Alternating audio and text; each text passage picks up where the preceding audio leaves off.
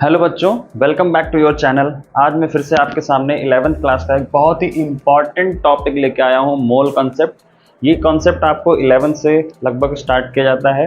कुछ बोर्ड्स में ये 9th और 10th में भी है, लेकिन वो उतना डिटेल में नहीं दिया होता है, बस एक जस्ट इंट्रोडक्शन होता है। 11th क्लास से आपको मोल कॉन्सेप्ट का बहुत डिटेल्ड रिव्यू मिलता है। और ये 11th 12th आपके जितने भी कॉम्पिटिटिव एग्जाम्स में, नीट, IIT, सब इन सब में आपका मोल कॉन्सेप्ट से जुड़े हुए क्वेश्चंस बहुत पूछे जाते हैं, इसलिए ये टॉपिक आपके लिए बहुत ज़्यादा इम्पॉर्टेंट है। तो आज हम लोग स्टार्टिंग से मोल कंसेप्ट को डिस्कस करेंगे कि मोल कंसेप्ट क्या होता है, क्यों यूज़ किया जाता है, एक्चुअली इसका मतलब क्या है। ठीक है, हम लोगों ने इससे पहले वाले लेक्चर्स में atomic mass, gram atomic mass, molecular mass, gram molecular mass, इन सब के बारे में डिटेल में पढ़ा था। ठीक है, तो क्या ज़रूरत पड़ी कि मोल कंसेप्ट आए। तो हम लोगों ने अभी जितने भी पुराने लेक्चर्स में पढ़े हुए हैं कि एटॉमिक मास कैसे निकाला गया, मॉलिकुलर मास वगैरह कैसे निकाले गए, तो आपने ये देखा होगा कि किसी के साथ कंपेयर करके वो चीज़ें निकाली गई। ठीक है, तब भी अभी तक फुल सेटिस्फैक्शन नहीं मिला है कि क्या एग्जैक्ट मास हो सकता है किसी एटम का, किसी मॉलिक्यूल का। तो वो बहुत सेटिस्फैक्ट्री एक्सप्लेनेशन नहीं है, जिसके बाद एक नया कॉन्सेप्ट इंट्रोड्यूस किया गया था, मोल कंसेप्ट। मोल कंसेप्ट कोई बहुत मास वगैरह नहीं बताता, बस एक आपको एग्जैक्ट आइडिया देता है। कंपेयर ये भी करता है, ठीक है, लेकिन ये उस चीज़ से कंपेयर करता है जो सब में पाई जा रही है। जैसे एटॉमिक मास वगैरह में देखते हैं तो आप कार्बन के साथ, ऑक्सीजन के साथ या हाइड्रोजन के साथ कंपेयर करते हैं, लेकिन इसमें आपको ये जो चीज़ें, आपको जो रूल्स मोल कंसेप्ट में मिलेंगे, वो आपको सारे एटम्स के साथ, मॉलिक्यूल्स के साथ, आयंस के साथ, सब में देखने को मिलेगा। कोई भी आप कंपाउंड या सब्सटेंस उठाएंगे तो उसमें आपको ये चीज़ देखने को मिलेगी। तो सबसे पहले समझते हैं कि मोल कंसेप्ट एक्चुअली क्या है और क्यों आया। ठीक है, तो सबसे पहले पाया गया एक्सपेरिमेंटली, तब एटॉमिक मास वगैरह की डिस्कवरी हो ही रही थी, तो ये पाया गया कि जैसे हम लोगों ने बताया था 1 ग्राम एटम, 1 ग्राम एटम, ये हमने बताया था कि ये एनी सब्सटेंस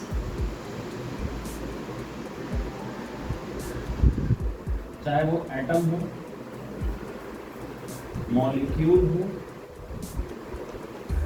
या आयन हो, बहुत ध्यान से समझिएगा, किसी भी एटम, मॉलिक्यूल या आयन के 1 ग्राम एटम के बारे में अगर बात करें, 1 ग्राम एटम या 1 ग्राम मॉलिक्यूल, अगर हम सब्सटेंस लिख रहे हैं, जैसे यहाँ पे एटम लिखा हुआ है, या 1 ग्राम मॉलिक्यूल भी हो सकता है, 1 ग्राम मॉलिक्यूल, ठीक है, यहाँ से हटा देते हैं, और एनी सब्सटेंस लिख देना, ऑफ एनी सब्सटेंस। इन दोनों में, इस अमाउंट में, दोनों में लगभग same particles were present, contains same particles. अब इसका मतलब क्या हुआ?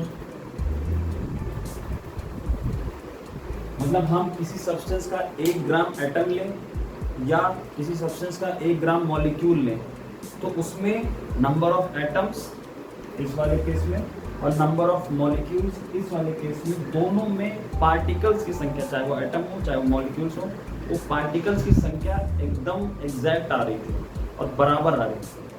तो ये नंबर एक जो है ना, ये नंबर बहुत ही इंपॉर्टेंट नंबर हो गया हमारे लिए कि भाई ऐसा कौन सा नंबर है जिस किसी भी सब्सटेंस का हम 1 ग्राम एटम अगर ले रहे हैं तो वही नंबर आ रहा है, 1 ग्राम मॉलिक्यूल अगर हम लोग ले रहे हैं तो वही नंबर आ रहा है। तो वो नंबर बहुत ज़रूरी हो गया हम लोग के लिए जानने के लिए कि भैया ऐसा कौन सा नंबर है।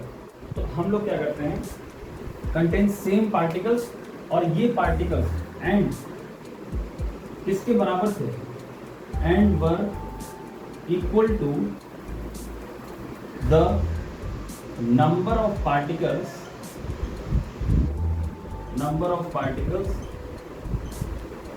present in 12 ग्राम, मतलब 0.012 kg of C12 carbon 12 isotope. तो कार्बन का जो 12 वाला आइसोटोप है, अगर मैं उसका 12 ग्राम लेता हूं, उसमें जितने कार्बन के एटम्स होंगे, मतलब ये वाला आइसोटोप उठाएंगे, उसका कितना लेंगे 12 ग्राम, उसमें कुछ आइटम्स होंगे ना, एटम्स के जो नंबर होंगे वो एग्जैक्टली सेम नंबर हैं जो इन केसेस में आ रहे थे। मतलब आप किसी सब्सटेंस का 1 ग्राम एटम लीजिए या 1 ग्राम मॉलिक्यूल लीजिए, तो उसमें उतने ही नंबर आ रहे हैं जितने 12 ग्राम आइसोटोप में, इस कार्बन के आइसोटोप में प्रेजेंट होते हैं। तो वही नंबर हमें जानना था।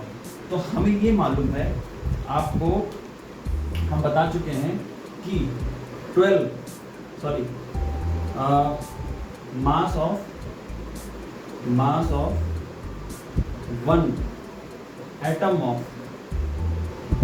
मास of one atom of C12 isotope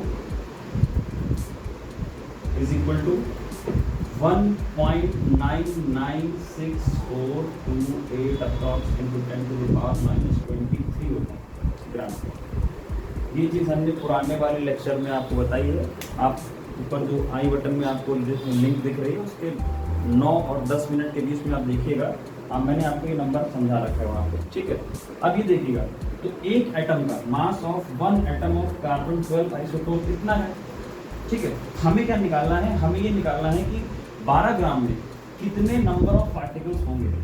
तो एक एटम मतलब एक पार्टिकल का वेट कितना है, इतना, और टोटल वेट कितना है 12 ग्राम। तो नंबर ऑफ एटम्स का फॉर्मूला क्या हो जाएगा, नंबर ऑफ एटम्स या पार्टिकल्स बोल लेते हैं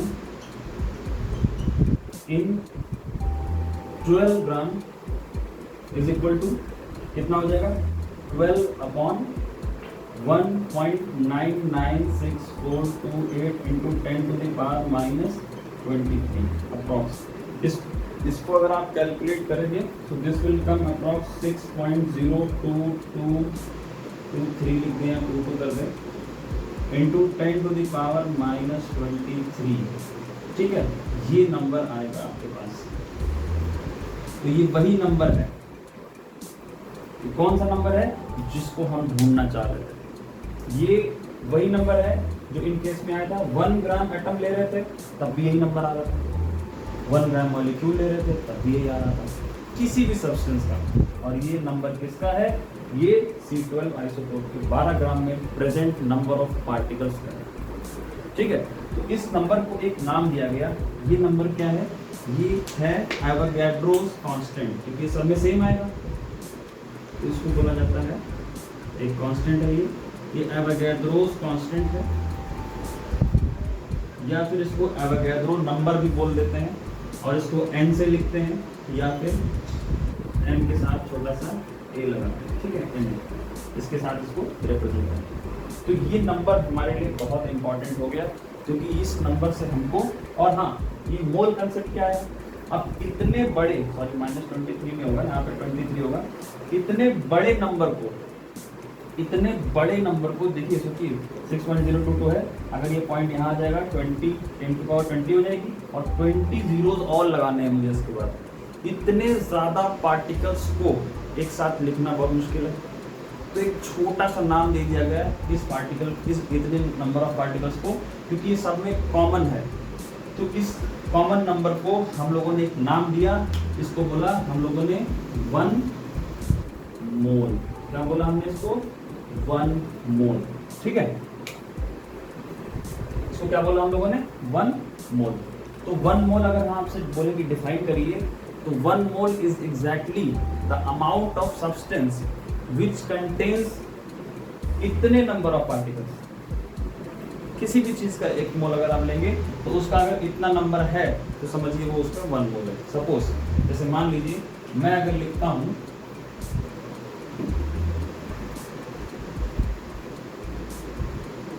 तो अभी यहाँ पे क्या हो गया, हम लोग लिख सकते हैं 1 ग्राम एटम का मतलब क्या हो गया, 1 मोल हो गया, ठीक है।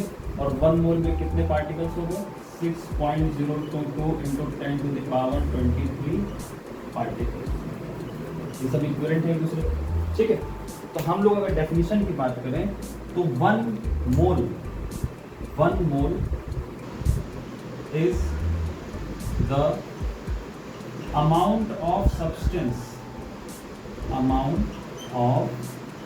सब्सटेंस, उस पदार्थ की वो मात्रा which contains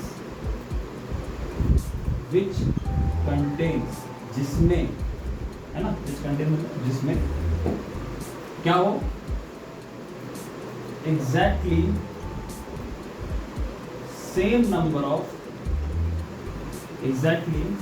number of particles, जिसमें exactly उतने ही कण हो जितने as there are in 12 gram of C12 isotope, जितने की 12 ग्राम C12 आइसोटोप में होते हैं। और कितने होते हैं? That is 6.022 into 10 to the power 23।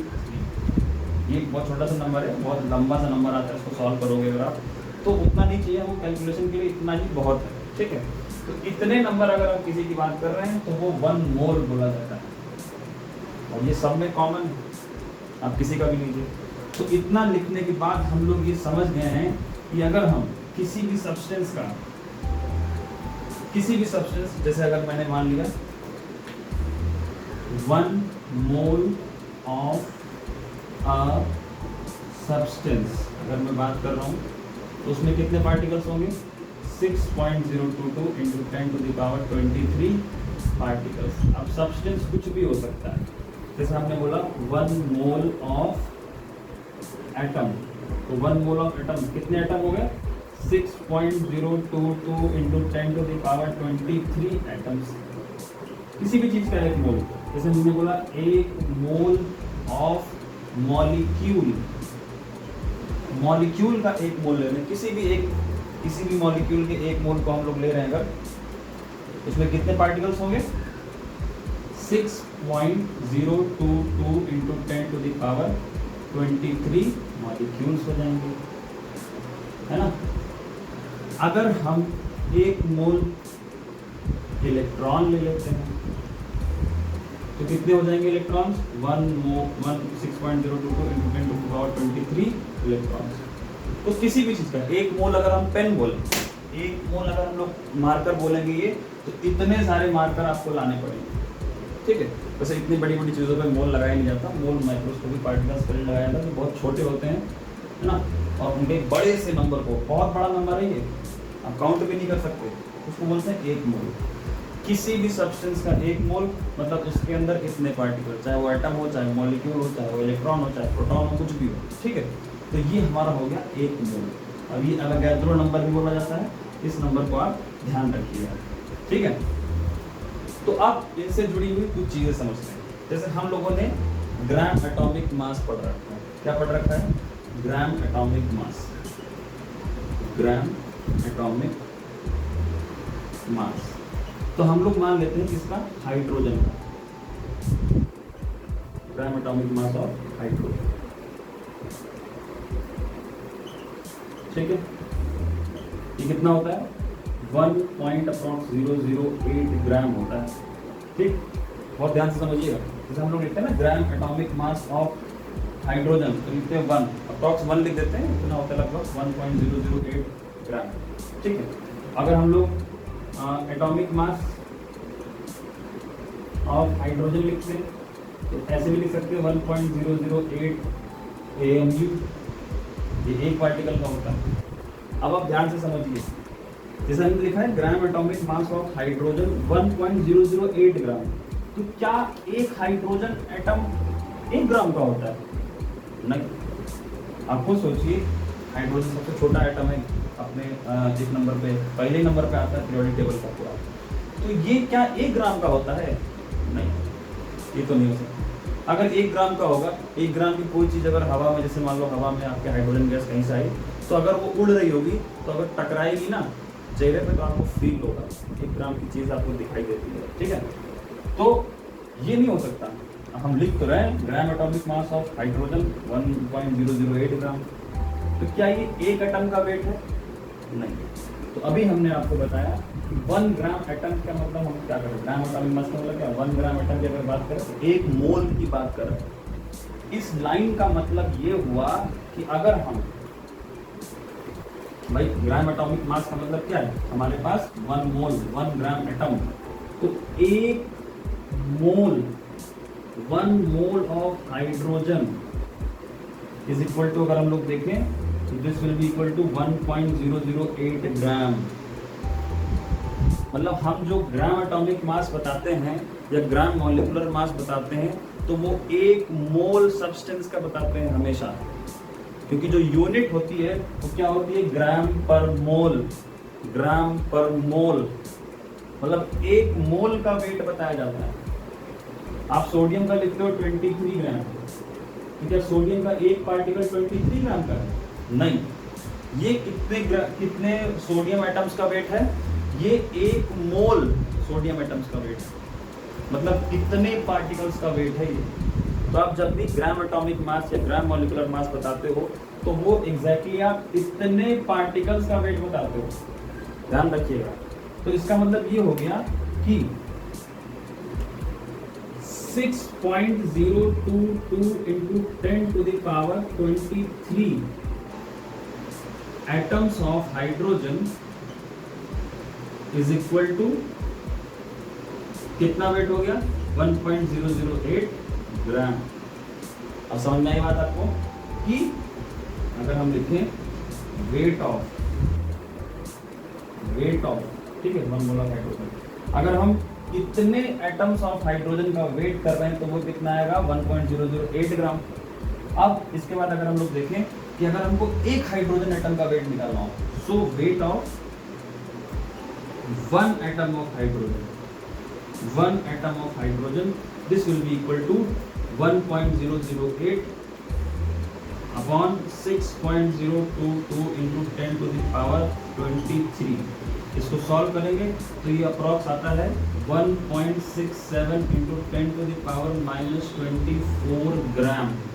अब आप सोचिए, यही है, एक एटम ऑफ हाइड्रोजन का वेट इतना होता है, बहुत कम। -24 का मतलब समझ रहे हैं, इधर पीछे आएगा डेसिमल, 0 0 0 0 लगाते चले जाएंगे 20 बार, 23 बार, भाई एक बार तो यही चला जाएगा, 23 जीरो और लगाएंगे, उसके बाद डेसिमल लगेगा। अब आप बात समझिएगा, इतना छोटा होता है एक हाइड्रोजन एटम। तो आप ध्यान में आप रखिएगा ये चीज़ कि जो आप मॉलिक्यूलर मास या एटॉमिक मास पढ़ते हो, that is the weight of इतने पार्टिकल ऑफ दैट सब्सटेंस। अगर आप ऑक्सीजन की बात करते हो, जैसे मान लीजिए हमने कहा, जैसे भी सोडियम की कहा मैंने, तो सोडियम के कितने पार्टिकल्स का वेट है, 23 ग्राम, जो एटॉमिक मास आप लिखते हो। तो अगर एक, तो mass of 1 sodium atom will be equal to what, 23 upon 6.022 into 10 to the power 23। ये जो भी आएगा वो एक सोडियम एटम का वेट होगा। किसी का भी निकाल सकते हैं, ऑक्सीजन का निकाल सकते हैं, तो ऑक्सीजन एटम का निकालेंगे तो 16 upon Avogadro number, oxygen molecule का निकालेंगे तो 32 अपॉन एवोगैड्रो नंबर। तो जो एटॉमिक मास आप पढ़ते हो वो इतने पार्टिकल्स का होता है, ये चीज़ आप ध्यान रखेंगे। तो ये हमारा मोल कंसेप्ट, छोटा सा एक आइडिया है आपको दे रहा हूँ, थोड़ा सा आपको क्लियर हो जाए कि जो ग्राम एटॉमिक मास होता है एक्चुअली ये कितने सब्सटेंस का वेट होता है, ठीक है।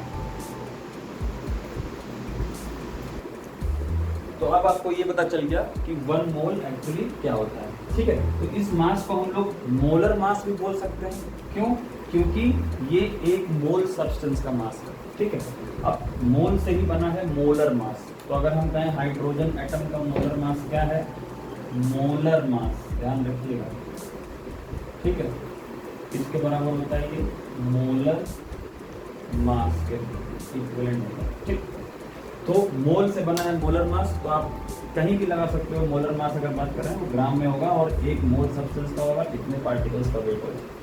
तो हम इसको समराइज करते हैं, ठीक, कि मोल को आप क्या क्या बोल सकते हो और कहाँ कहाँ अप्लाई कर सकते हो, ठीक है।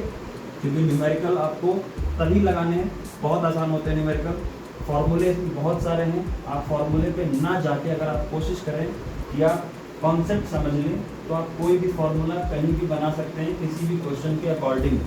ये चीज़ आपको बहुत ध्यान रखनी है। फॉर्मूले बहुत सारे हैं, इसलिए मैं आपको फॉर्मूले बहुत ज़्यादा नहीं बताऊंगा क्योंकि उसमें हो जाता है कंफ्यूजन। ठीक है, सारे फॉर्मूले एक जैसे। अब देखिए, हम सिंपली यूनिटरी मेथड लगा के न्यूमेरिकल सॉल्व कर लेंगे कोई भी। जैसे मान लीजिए हम लोग बीच में रखते हैं इसको, मान लीजिए मैं बोल रहा हूँ इसको, ये क्या है, ये 1 मोल है। क्या है ये? 1 मोल। ठीक, अगर मैं इसको बोलूं कि 1 मोल हम किसी सब्सटेंस का देख रहे हैं, ठीक, अब देखिएगा आंसर। फिर मैं 4-5 चीजें बताऊंगा। 2 चीजें हैं। अगर 1 मोल, अगर मैं देख रहा हूँ, 1 मिनट,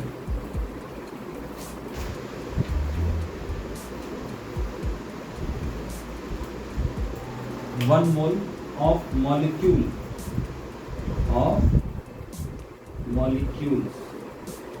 ठीक है, या फिर इसको मैं लिख दूं ऐसे 1 ग्राम मॉलिक्यूल। ठीक, तो 1 ग्राम मॉलिक्यूल का मतलब हो गया उसमें कितने मॉलिक्यूल्स होंगे, इसमें ध्यान रखिएगा, उसमें कितने मॉलिक्यूल्स होंगे, 6.022 into 10 to the power 23 molecules होंगे। ठीक है, ये चीज ध्यान से समझिएगा। मॉलिक्यूल की बात करें, अगर मैं एटम की बात करूं तब भी ऐसे ही होगा, इतने मोल ऑफ एटम, मतलब 1 ग्राम एटम, वही होता है ना 1 मोल। चाहे आप 1 मोल बोलिए, चाहे 1 ग्राम एटम बोलिए, चाहे 1 ग्राम मॉलिक्यूल बोलिए, तो इसमें भी कितने पार्टिकल्स होंगे, इसमें भी 6.022 into 10 to the power 23 atom की बात कर रहे हैं तो एटम्स हो जाएंगे। ठीक है, बहुत ध्यान समझिएगा। अगली चीज, जैसे मान लीजिए हम किसी गैस की बात करते हैं,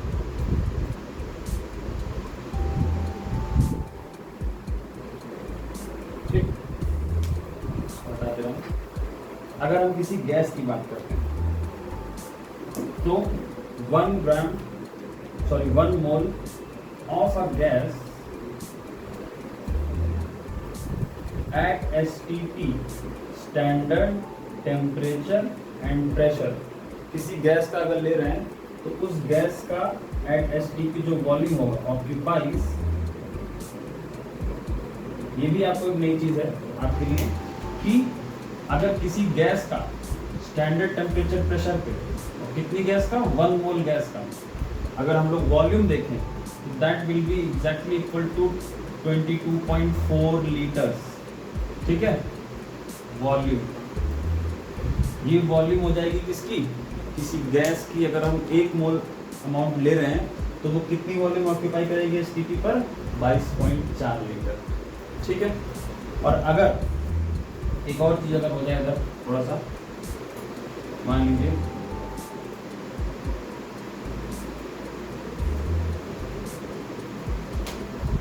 1 मोल ऑफ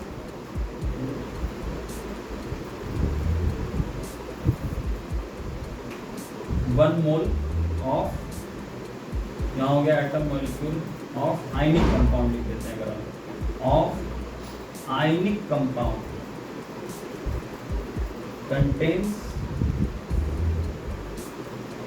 ठीक, इसमें कितना हो जाएगा, वही चीज same, contains 6.022 into 10 to the power 23 units. Unit क्या दें, चाहे आप आयन बोल दीजिए, उसको कुछ बोल दिए, आयनिक कंपाउंड है तो आयन की बात कर रहे हैं। ठीक, तो ये 4 चीजें हो गई। 1 मोल अगर आप मॉलिक्यूल के लिए ले रहे हैं तो कितने मॉलिक्यूल होंगे, 1 मोल एटम के लिए ले रहे हैं तो कितने एटम्स हो जाएंगे, 1 मोल किसी गैस का अगर देख रहे हैं तो वो इतना वॉल्यूम ऑक्यूपाई करेगा स्टैंडर्ड टेम्परेचर प्रेशर पे।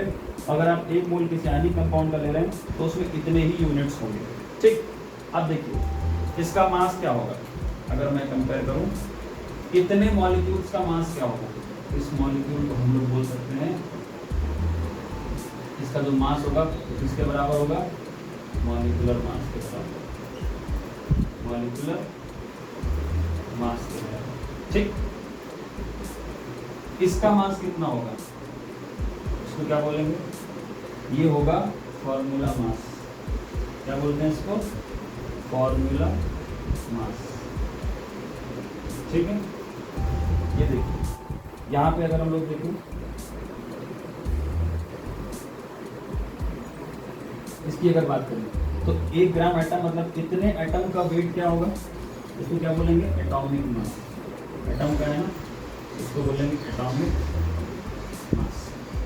ये क्या है, 22.4 लीटर अगर कोई गैस एसटीपी पर ऑक्यूपाई कर रही है तो उसका मास कितना होगा, that will be equal to molecular mass of gas. बहुत ही इंटरेस्टिंग चीज है। तो हम अगर देखें तो यहाँ पे लिख सकते हैं इतने मॉलिक्यूल्स का versus mass equal to molecular mass. ये देखो पजेस इतने units, mass equal to formula mass. Ionic compound के लिए हम लोग मॉलिक्यूलर मास की जगह फॉर्मूला मास यूज करते हैं। ठीक है, ये देखिए 1 ग्राम एटम इतने एटम और इतने सब्सटेंस का पजेस मास मतलब कितना होता है, रखता है अपने अंदर। ठीक है, possess mass equal to atomic mass. Atom है तो एटॉमिक मास। और इतने वॉल्यूम का जो एसटीपी पर गैस कितना वॉल्यूम ऑक्यूपाई कर रही है उसका मास कितना होगा, possess mass equal to molecular mass of gas. तो यही 4 चीजें हैं। अब आप ध्यान से समझ लीजिएगा फिर से, किसी भी सब्सटेंस का 1 मोल लेंगे तो अगर वो मॉलिक्यूल है मतलब 1 ग्राम मॉलिक्यूल हो गया, वही चीज 1 ग्राम मॉलिक्यूल मतलब 1 मोल, 1 ग्राम एटम मतलब 1 मोल। ठीक, 1 ग्राम मॉलिक्यूल का अगर हम लोग ले रहे हैं तो उसमें इतने मॉलिक्यूल्स होंगे, उसका मास कितना होगा, मतलब क्या होगा, मॉलिक्यूलर मास होगा। जैसे कोई मॉलिक्यूल हम लोग ले लेते हैं, जैसे मान लीजिए हम लोगों ने लिया वाटर फॉर एग्जाम्पल, जैसे एक मॉलिक्यूल ले लेते हैं वाटर का। ठीक है, तो 1 मोल ऑफ वाटर अगर हम लोग लेंगे तो उसमें इतने वाटर मॉलिक्यूल्स होंगे, इतने वाटर मॉलिक्यूल्स होंगे कि नहीं होंगे, कितने होंगे 6.022 × 10⁻23। ठीक, और इतने वाटर मॉलिक्यूल्स का वेट कितना होगा, जो मॉलिक्यूलर मास होता है। तो मॉलिक्यूलर मास कितना होता है 18, 16 ऑक्सीजन का और 2 हाइड्रोजन का। ठीक है, तो 18 ग्राम मॉलिक्यूलर मास होता है। इधर आइए, कोई एटम लीजिए, मान लीजिए आपने लिया ऑक्सीजन एटम, तो ऑक्सीजन एटम 1 ग्राम एटम ले रहे हैं, 1 मोल ले रहे हैं। 1 मोल का कितना होता है, कितने पार्टिकल्स होंगे उसमें, कितने पार्टिकल्स होंगे, इतने एटम्स ऑफ ऑक्सीजन। और possess mass equal to atomic mass कितना होता है 16 ग्राम। बात समझिएगा, ऑक्सीजन एटम का ले रहे हैं, कितने एटम्स होंगे 6.022 × 10⁻23 ऑक्सीजन एटम्स, ये O है। ठीक है, O एटम्स। और इसका मास कितना होगा, इतने एटम्स का ऑक्सीजन का 16 का। ये देखिए अगर कोई गैस ले रहे हैं, मान लीजिए नाइट्रोजन गैस ले रहे हैं, कौन सी गैस ले रहे हैं, मान लीजिए नाइट्रोजन गैस ले रहे हैं। ठीक, तो 1 mole of nitrogen gas N2 कितना वॉल्यूम होगा 22.4 लीटर एसटीपी पर। हाँ, और उसका वेट कितना होगा मॉलिक्यूलर मास के बराबर। N2 का मॉलिक्यूलर मास कितना होता है 28 ग्राम। तो बात समझ में आ गई आपको। ये सारी चीजें जैसे NaCl का है, मान लीजिए आयनिक कंपाउंड है, ये NaCl है। NaCl का अगर लेंगे हम लोग तो 1 मोल NaCl मतलब इतने यूनिट्स होंगे, इतने Na+ होंगे, इतने ही Cl- होंगे, या कह दीजिए एक NaCl की पूरी यूनिट होगी। ठीक है, 1 मोल मतलब इतने पार्टिकल्स की यूनिट होगी। और उसका मास कितना होगा, that will be equal to formula mass. Formula mass इसका सेम होता है कितना 23 इसका, 35.5 इसका, 23 इसका, 35.5 इसका, 58.5 ग्राम।